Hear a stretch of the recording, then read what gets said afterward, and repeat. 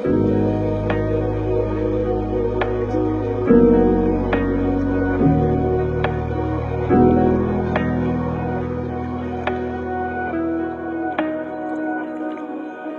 última gravação nossa, eu estava falando a respeito da ativação da memória, porque nós temos tendência de esquecer os benefícios de Deus. Nós estudamos, por exemplo, a ativação da memória com respeito ao perdão das iniquidades. Trabalhamos a ativação da memória com respeito à cura das enfermidades. Falamos a respeito da ativação da memória com respeito ao fato de Deus da cova redimir a nossa vida. E agora, eu vou trabalhar com mais uma das coisas da memória. Não se esqueça, a memória é alguma coisa que é ligada à mente, mas ela vem lá do mais profundo do coração humano.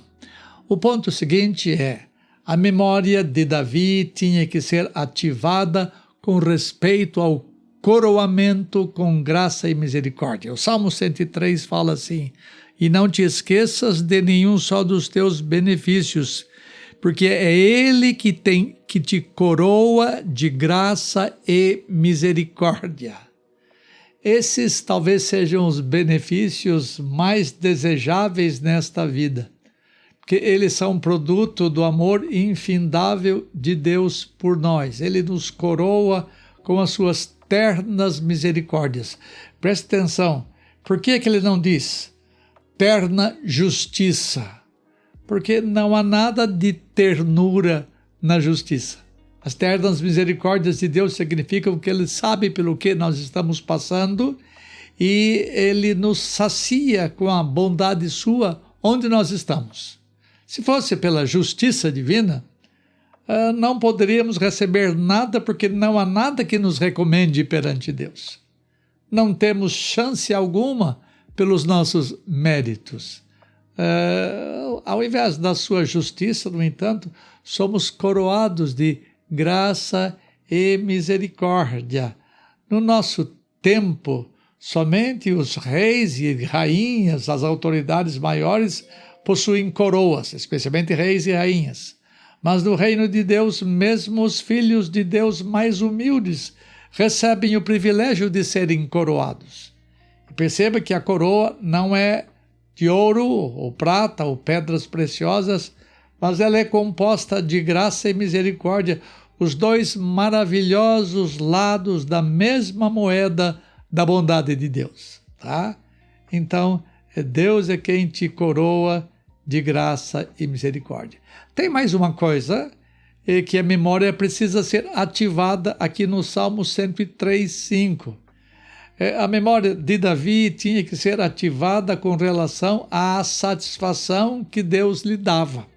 Veja o verso 5, é Ele quem farta de bens a tua velhice. O texto está dizendo que Deus nos farta com a sua bondade. Isso significa que nada neste mundo pode satisfazer-nos profundamente, exceto o próprio Deus. Os bens vêm de Deus, e não qualquer coisa ao nosso redor. Quando Deus é o nosso Deus, não precisamos de mais nada. Por isso o salmista, no Salmo 23, em outras palavras, no verso 1, diz assim, quando o Senhor é o meu pastor, nada me faltará. Ou seja, quando o Senhor é meu pastor, eu não preciso de mais nada, eu estou satisfeito. Esta é a tradução boa do Salmo 23:1. Ser satisfeito significa que você não precisa de mais nada. Essa satisfação acontece quando você sai da mesa após um farto jantar. Você come bastante, depois de comer você não precisa de mais nada porque você está mais que satisfeito. Você está farto. Por isso que a ideia é de fartar de bens a tua velhice. Mesmo tendo muito mais comida na mesa, você não quer mais nada. Mas passadas algumas horas, você começa a ter falta de comida outra vez. Essa é uma satisfação passageira e você quer comer outra vez. Mas não é assim no final da carreira cristã. Deus lhe satisfaz plenamente. você nunca quererá mais nada do que as bênçãos de Deus. Esta é a sensação que uma pessoa cristã, no final da sua vida, deve sentir. Farta de bens a tua velhice. Mas a quais bens o salmista se refere aí no Salmo 103? Há uma tradução inglesa que diz assim: ele enche minha vida com coisas boas.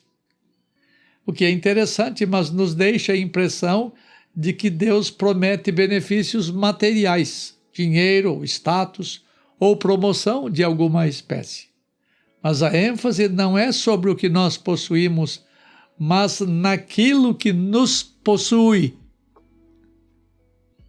É Deus quem nos satisfaz, não as coisas que nós podemos ter. Deus envolve você na sua bondade, uma beleza eterna, cheio de graça e misericórdia. E essas bênçãos devemos almejar, inclusive na velhice. Davi fala dessa satisfação profunda que as melhores coisas desta vida não podem oferecer. Quando chegou o dia final de um campeonato de futebol e o time estava na disputa final, diz o que narra esta história, um ex-jogador de futebol americano: nós almoçamos e nos aprontamos para nos assentar em frente à TV para assistir o jogo. Então o repórter perguntou ao jogador, o nome dele é Dwayne Thomas, do Dallas Cowboy: é este o grande jogo, o jogo maior, o jogo da sua vida, o jogo supremo? Perguntou o repórter ao jogador. O jogador replicou com uma sabedoria vinda do livro de Eclesiastes. Ele disse assim: se este é o jogo supremo, por que eles vão jogá-lo novamente no ano que vem?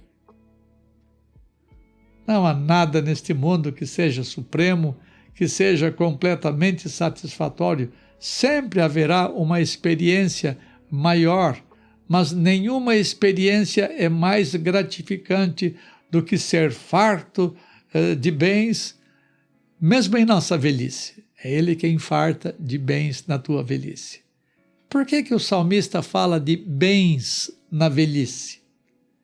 Porque a velhice geralmente é o tempo do desencanto. E o salmista quer dizer: não te esqueças daquele que enche de bens, te farta de bens a tua velhice. A sua memória precisa ser ativada, especialmente você que é velho e que está me ouvindo, que está me vendo. A velhice é o tempo quando as esperanças e sonhos se vão, quando os ideais da vida morrem. A velhice para muitos é um tempo de amargura. No entanto, o cristão é alguém satisfeito na velhice, porque ele está cheio de graça e misericórdia de Deus. Os bens divinos invadem a sua vida e enchem a sua vida de doce esperança. Por causa dessa fartura das bênçãos de Deus, o velho tem a sua vida renovada. Daí a expressão, repito, de sorte que a tua mocidade se renova como a da águia. Agora, como saber que você está na velhice? É até curioso o que eu vou dizer aqui. Você sabe que está chegando na velhice quando a maioria dos seus sonhos são repetidos. Você sabe que está chegando na velhice quando você vai fazer um voo e lá no voo a flight attendant, a antiga aeromoça, né? Ela começa a oferecer para você um chazinho ou leite de magnésio. Você vê que você está velho. Quando é que você sabe que está velho? Quando você vai ao médico e ele lhe encaminha para um geriatra. Você sabe que está velho quando você se senta no sofá e depois precisa de ajuda para levantar. Você sabe que está velho quando a sua mente faz comprometimentos que o seu corpo não pode sustentar. Quando você afunda os seus dentes numa carne suculenta e você não consegue tirá-lo dali. Este é um salmo escrito por um homem que era chamado segundo o coração de Deus. Em sua velhice, ele escreve estas coisas. Não te esqueças de que é Ele quem farta de bens a tua velhice. Os cristãos jovens têm tentações, problemas peculiares à sua idade. Os mais velhos têm outros tipos de tentações e problemas também relativos à sua idade. Mas tanto o moço quanto o velho têm necessidades físicas e necessidades espirituais. Quanto mais novos, menos entendemos as nossas reais necessidades. Mas quanto mais amadurecidos, mais nós as entendemos. O salmista parece que fala de si para consigo mesmo, dizendo: ó minha alma, mesmo quando você ficar mais velho, você vai ser como um moço, renovado, cheio de vida, voando como a águia.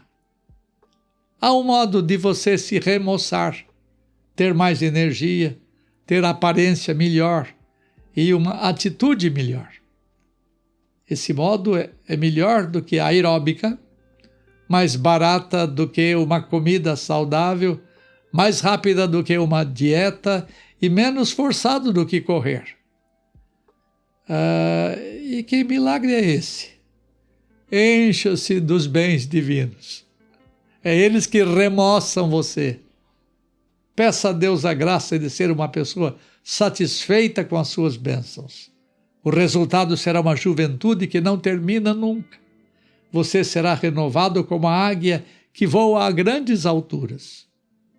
Ponce de León tentou encontrar a fonte da juventude. Ele queria a juventude imortal. Ele nunca a encontrou porque ela não existe em lugar algum neste mundo. Mas Deus diz: eu quero satisfazer você não com ouro, não com prata, mas com os meus bens. E esta é a receita de uma juventude que não termina. Deus quer nos dar contentamento, satisfação, força e vigor. Para terminar estas observações, os benefícios que Deus dá precisam ser relembrados. Não podem ser esquecidos. E nós precisamos bendizer a Deus pelos benefícios que Ele nos dá. Nós precisamos reativar a nossa memória sempre, tendo lembrança do que Deus faz em nós. Lembra? Perdão, cura, redenção, coroação, satisfação. Isto é suficiente para você falar para si mesmo: bendize a minha alma ao Senhor, e não te esqueças de nenhum só de seus benefícios. Exercite a sua memória em relação às bênçãos divinas. Se você não sabe por onde começar no louvor a Deus, comece exatamente com essas bênçãos. Em um sermão sobre o Salmo 103, que eu li em algum lugar, não me lembro onde, um pregador norte-americano chamado Clovis Chappell diz que na costa oeste da Inglaterra há uma sepultura de um homem que foi amado por todos que o conheciam. Quando esse homem morreu, estas palavras ficaram escritas no seu túmulo. Aspas. Aqui jaz um homem que esteve satisfeito com Jesus. Chappell então acrescenta: se isso puder ser dito de nós, nós teremos o suficiente para tornar todo o tempo e a eternidade num grande dia de ação de graças. E à medida que os anos passam, a vida nos ensina lições importantes. Você aprende que nem todos os sonhos se realizam. Isso é uma coisa boa. O sábio entre nós aprende a agradecer a Deus pelas orações que nunca foram respondidas, pelos sonhos que nunca foram realizados. É bom ter grandes sonhos e imaginar tudo o que poderia ter feito, mas quando você pensa nestas razões para bendizer ao Senhor, que mais você precisa neste mundo? Se você tem Deus, se você tem a satisfação que Ele lhe dá, de que mais você precisa? Portanto, comece agora, ó minha alma, diz Davi a si mesmo, a bendizer ao Senhor por todos os seus benefícios, não se esquecendo de nenhum deles. Gaste ao menos uns minutos por dia dando graças a Deus pelas bênçãos derramadas. Só isso fará você recordar o quanto Deus já fez. Um abraço.